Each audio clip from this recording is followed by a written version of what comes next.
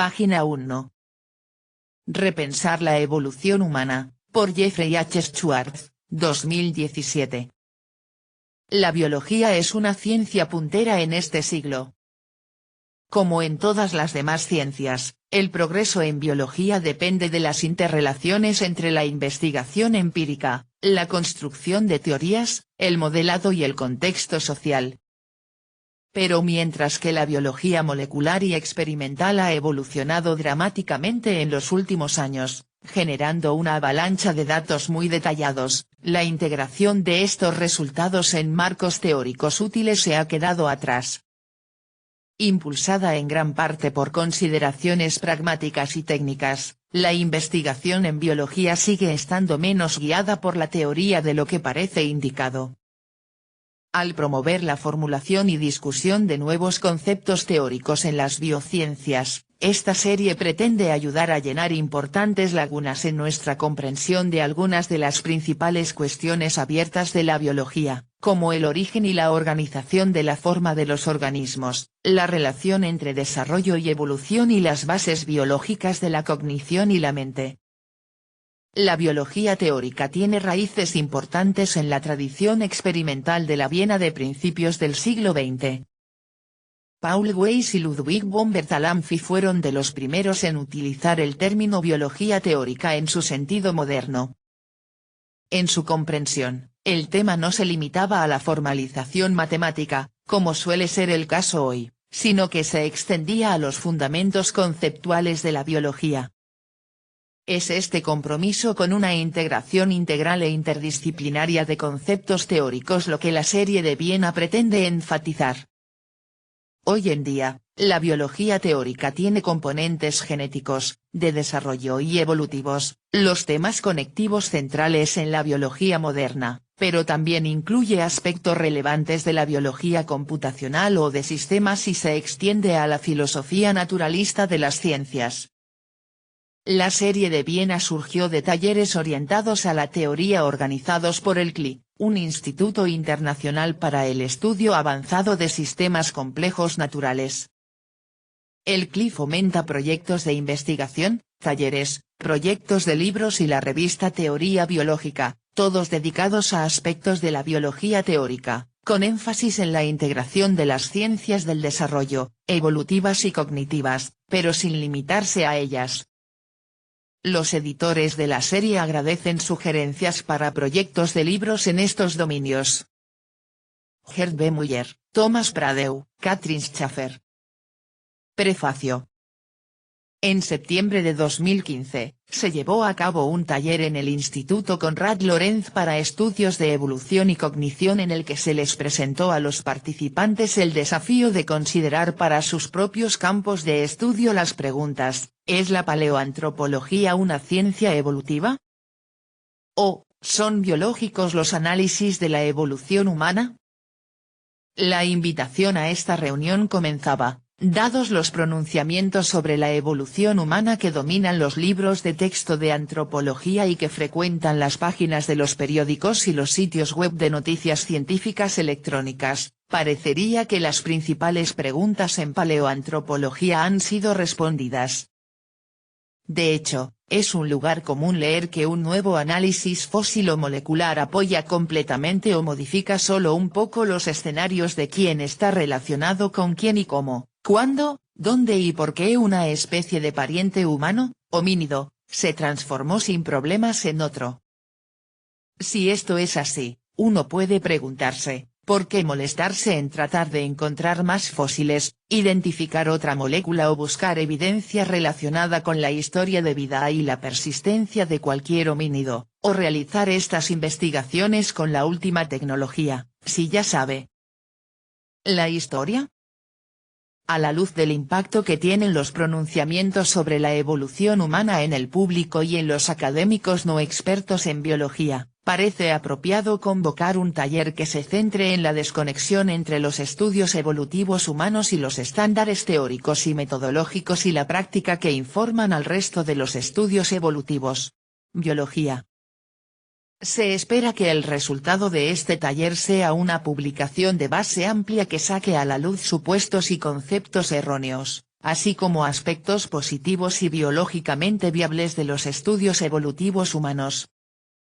A su vez, una colaboración tan amplia debería, como mínimo, hacer evidente a los académicos que asumen que el estudio de la evolución humana es tanto biológica como teóricamente sólido que esto no es necesariamente ni universalmente correcto. De manera más optimista, tal esfuerzo, de hecho, un desafío, puede proporcionar una chispa de curiosidad intelectual entre los paleoantropólogos y sus parientes académicos que podría tener efectos positivos duraderos en sus disciplinas. Aunque ambicioso, también espero que algunas de las ideas y recomendaciones que surjan de este taller sean conocidas por los medios y difundidas al público que, después de todo, acepta los pronunciamientos sobre la evolución humana como un hecho biológicamente sólido. La intención de este taller no era detenerse en los aspectos negativos del área de estudio de uno, o de los estudios evolutivos humanos en general, sino que cada participante reflexionara sobre su propia investigación y la disciplina en la que se sitúa, para delinear lo que funciona, y considerar cómo ella y ese campo de investigación podrían avanzar de maneras diferentes, sino también nuevas. Las preguntas: ¿es la paleoantropología una ciencia evolutiva? ¿O son biológicos los análisis de la evolución humana? Por lo tanto, estaban destinados a provocar una introspección personal y disciplinaria. En consecuencia, el título del esfuerzo colectivo resultante, Repensar la evolución humana, refleja el repensar de un participante del estado del arte apropiado tal como lo percibe. Al organizar esta reunión de mentes, busqué la representación de una diversidad de actividades intelectuales, no solo en los ámbitos más comunes de la exploración evolutiva humana, sino en la presencia de forasteros que, a través de los ojos de un historiador, Richard Delisle, y filósofa de la ciencia, Siobhan M. C. Manus, puede ofrecer perspectivas y plantear preguntas sobre aspectos del campo que a menudo no son apreciados por los profesionales, que a menudo siguen un cierto camino intelectual. Específicamente, Delisle revisa la historia de las idiosincrasias procesales que continúan caracterizando gran parte de la paleoantropología, y sugiere que una forma en que el campo podría volverse más científico es articulando reglas de compromiso específicas que estarían abiertas a la prueba y falsificación de hipótesis. M. C. Manus combina la filosofía de la ciencia con la filosofía de la biología y los estudios culturales de la sociedad al adoptar un enfoque de filosofía de la mente para comprender la evolución humana. Si las complejidades de la mente y la sociedad son parte de, algún componente de, la evolución humana, ¿en qué punto deberíamos abrazar estas innovaciones humanas en las consideraciones epistemológicas de nuestro pasado evolutivo? En sus capítulos, Delisle y M. C. Manus prepararon el escenario para las contribuciones que siguen. Con respecto a las investigaciones que involucran la fisicalidad de la evolución humana, los paleontólogos de mamíferos John DeVos y G. Reumer nos recuerdan que, independientemente de las cualidades especiales que uno atribuya a los humanos vivos y quizás también a sus parientes extintos, los humanos y sus parientes son ante todo mamíferos, y por lo tanto, debe abordarse filogenéticamente, no como casos especiales como en la paleoantropología, sino como lo haría un paleontólogo con otros grandes mamíferos. Como tal, argumentan que los procesos evolutivos que dieron forma a los artiodáctilos, perrisodáctilos y proboscídeos también llegan a los homínidos.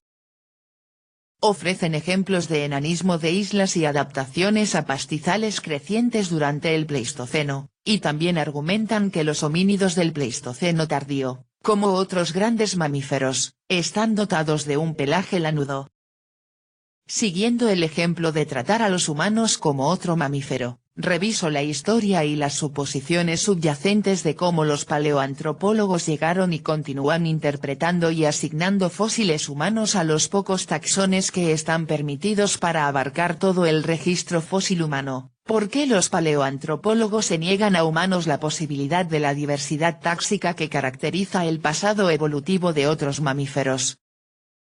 También discuto la falta de respeto que muchos paleoantropólogos tienen por el Código Internacional de Nomenclatura Zoológica que sigue cada paleontólogo de vertebrados, incluida la validez científica de los especímenes tipo como base para probar la denominación de especies.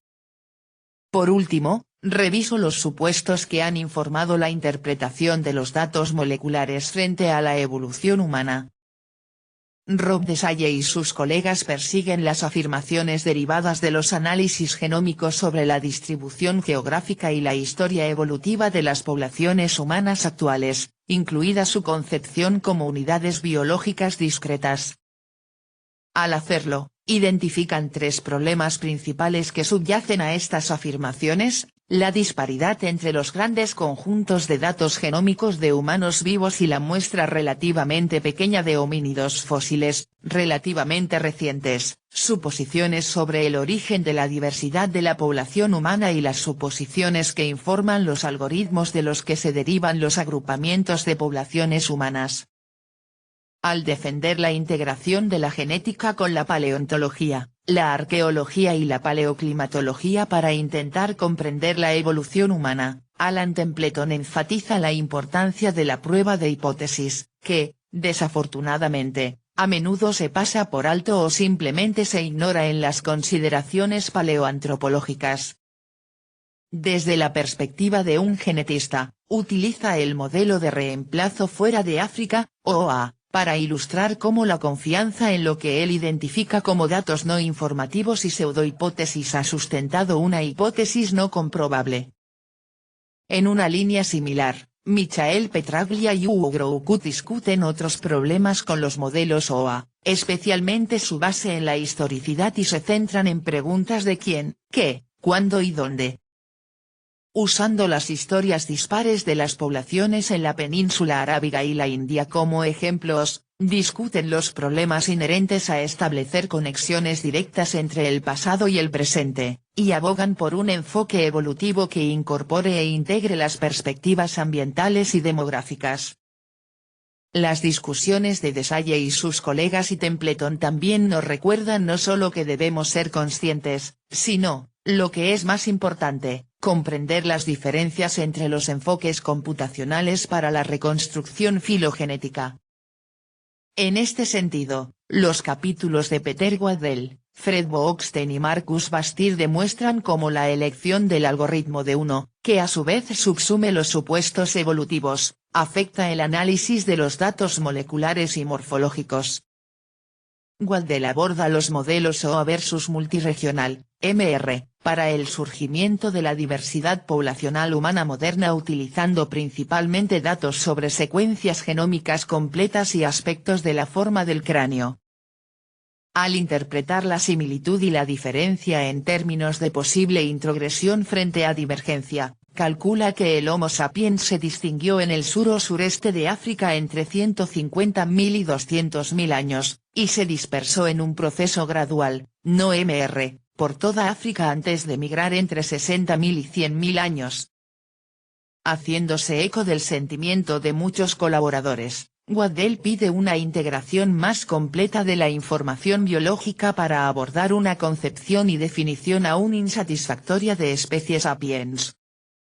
Bookstein aborda el problema desde la perspectiva de la aritmética y una filosofía del método y la retórica científicos, específicamente paleoantropológicos.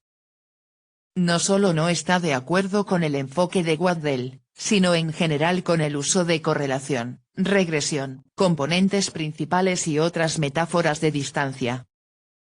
Provoca el replanteamiento de la práctica común al describir la paleoantropología.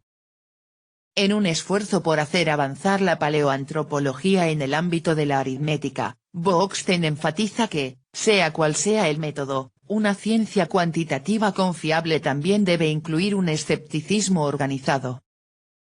Bastir aborda un enfoque más integrador para hacer paleoantropología no solo a través de la geomorfometría sino también desde una perspectiva filosófica y teórica.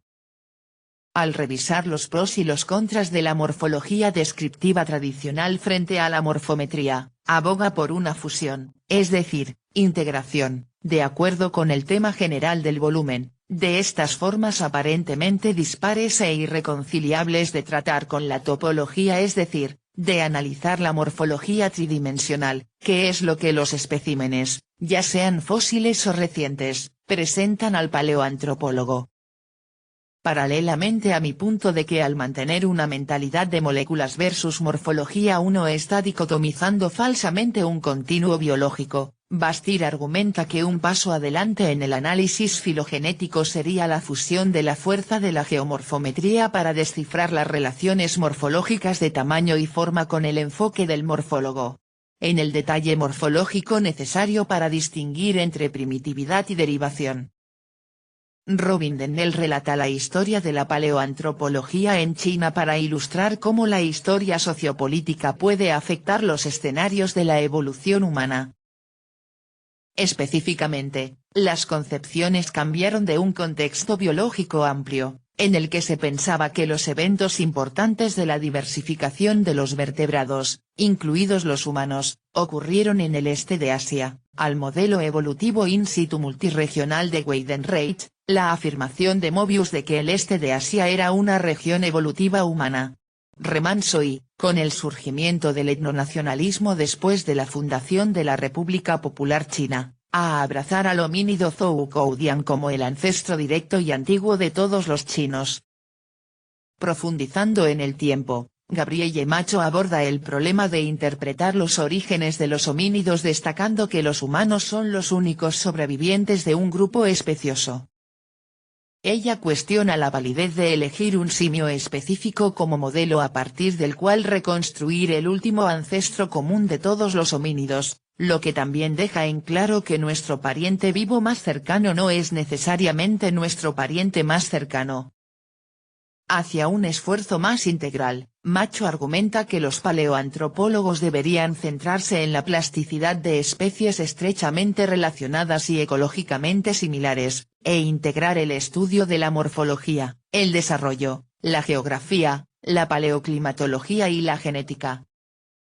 La arqueología, por supuesto, también redunda en la comprensión del comportamiento humano primitivo, que Thomas Plummer y Emma Finestone consideran en términos de un cambio adaptativo en la evolución humana representado por la aparición de la tecnología de herramientas de piedra de Oldowan en sitios de África Oriental que datan de aproximadamente 2,6 a 1,7 millones de años, y las implicaciones para la manipulación homínida de una variedad de otros recursos.